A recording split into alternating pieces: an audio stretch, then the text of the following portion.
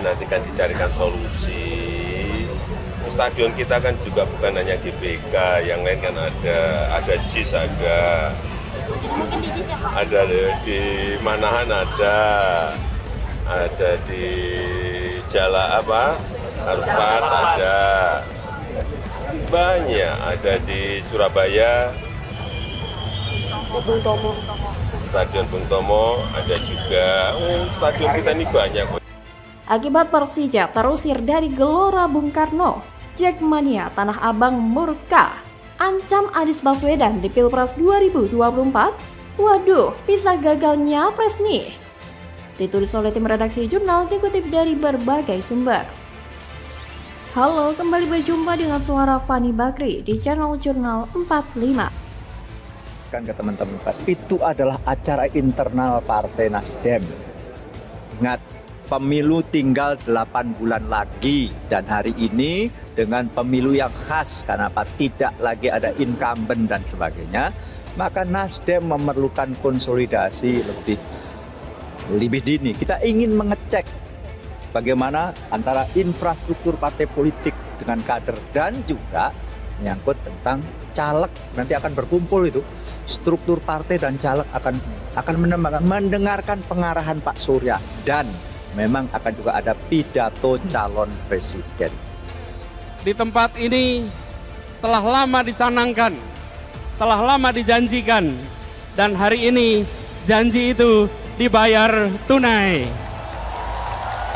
Di sini bukan saja kita menyaksikan sebuah bangunan mahakarya, tapi tempat ini membuktikan bahwa mimpi itu bisa dicapai lewat kerja keras, lewat kerja tuntas.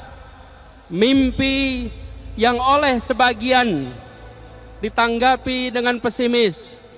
Mohon maaf, harus kami sampaikan bahwa kami mengecewakan mereka yang pesimis. Mahakarya berdiri di Jakarta, dipersembahkan untuk The Jackmania, untuk warga Jakarta, dan untuk Indonesia.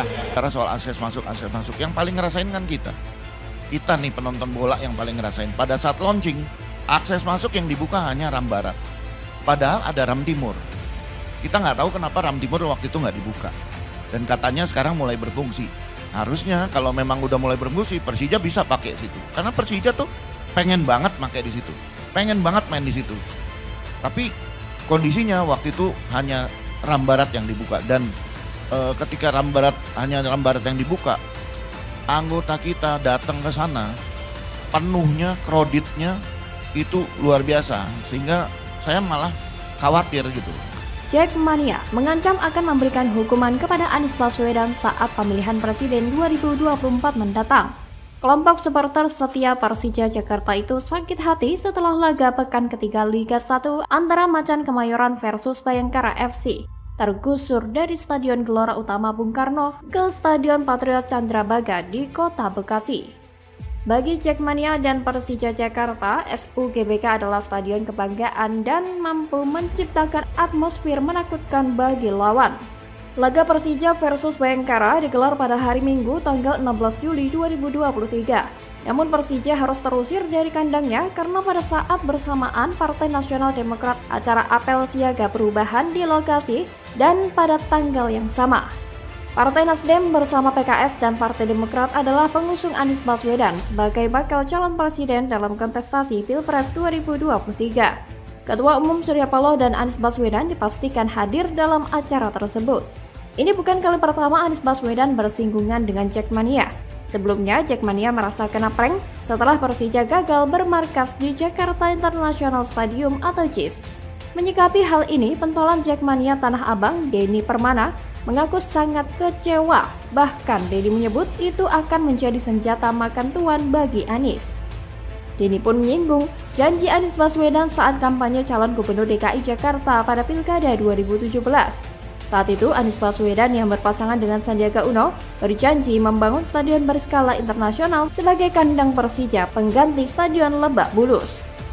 Janji yang sama selalu disampaikan Anies Baswedan selama 5 tahun memimpin Jakarta. Namun, hingga Jakarta International Stadium dibangun, justru pengelolaan stadion megah itu dilepas secara komersil lewat BUMD, PT Jakarta Propertindo atau Jakpro. Belum juga JIS bisa digunakan Persija sebagai kandang Persija, kini klub asuhan Thomas Doll itu justru tergusur dari Jakarta. Akibatnya, Persija tak bisa merumput di GBK saat menjamu Bayangkara FC.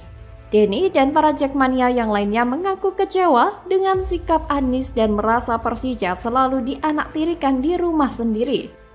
Melihat respon Jackmania yang kecewa dan mengancam Anies soal JIS ini, saya rasa itu merupakan karma buruk yang harus Anies terima. Melihat loyalitas Jackmania kepada Persija, saya yakin Jackmania bisa nekat jika sudah dikecewakan seperti ini.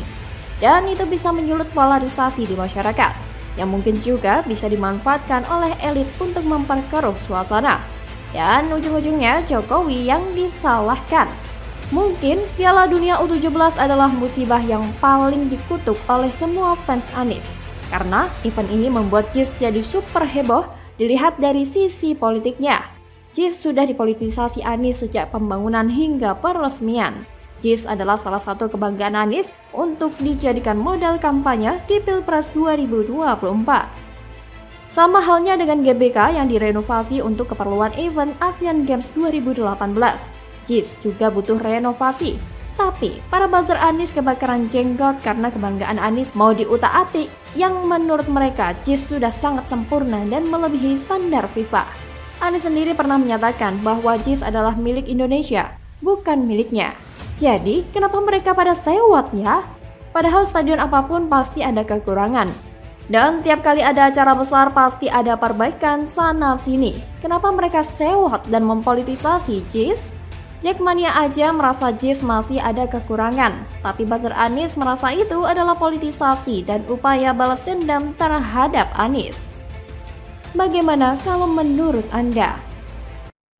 Waduh, wajah baru Rocky Gerung ungkap Anies Baswedan tidak pantas dipilih dalam Pilpres 2024, tamparan telak nih bos. Halo, selamat datang di channel Jurnal 45. Kan orang udah pikir kalau Anies jadi IKN akan dibatalkan, kereta cepat akan dibatalkan. Tapi sangat mungkin juga Anies bilang enggak, separuh-separuh. Nah di situ yang saya sebut tadi, Anies mau ngapain? Kalau separuh-separuh, mending kita dukung Pak Jokowi. Sekalian gitu, sekalian aja kan. Itu jadi beban ini. Atau kasih Gibran aja kan. Ngapain pilih Anies kalau dia separuh-separuh? Kan itu intinya, itu yang saya bilang tadi. Ya saya bisa pahamin itu, pasti Pak Jokowi menempatkan positioning beliau barangkali sebagai pemimpin koalisi partai-partai pemerintahan ya. Dan beliau tidak menganggap lagi Nasdem ini di dalam koalisi pemerintahan untuk sementara ya. Tapi komitmen Nasdem sendiri di pemerintahan? Ya tetap. Pengamat politik sekaligus akademisi Rocky Gerung tiba-tiba mengatakan bakal calon presiden Anies Baswedan tidak pantas dipilih sebagai presiden. Menurut dia, saat Anies terpilih, tak ada kepastian bahwa apa yang dilakukan Presiden Jokowi akan dia lanjutkan. Seperti IKN dan kereta cepat, kemungkinan besar akan Anies batalkan, apalagi melihat Jokowi yang kontra dengan Anies. Rocky bahkan menyarankan kalau tidak mau ada perbedaan dan Anies tidak tegas menunjukkan sikapnya, apakah melanjutkan atau tidak, lebih baik masyarakat memilih lagi Presiden Jokowi atau sang anak Gibran Raka Buming Raka. Ia menyebut istilah memboikot adalah cara menguji moral seseorang dan itulah elektabilitas yang sebenarnya. Ia pun menegaskan jika Anies pemikirannya di Pilpres 2024 hanya separuh-separuh. Tidak tegas, kenapa harus dipilih? Kenapa nggak milih Ganjar? Pernyataan Rocky ini secara gamblang memberikan penegasan bahwa Anies memang tidak pantas menjadi penerus Presiden Jokowi. Dan jika Anies menjadi presiden, dia tidak akan melanjutkan seluruh program yang Jokowi gagas. Jelas sekali semua akan dilakukan perubahan sesuai apa yang dicanangkan koalisi mereka. Padahal yang sedang dibutuhkan negara ini siapa gerangan yang akan melanjutkan perjuangan Jokowi untuk mengganti status Indonesia sebagai negara berkembang menjadi negara maju.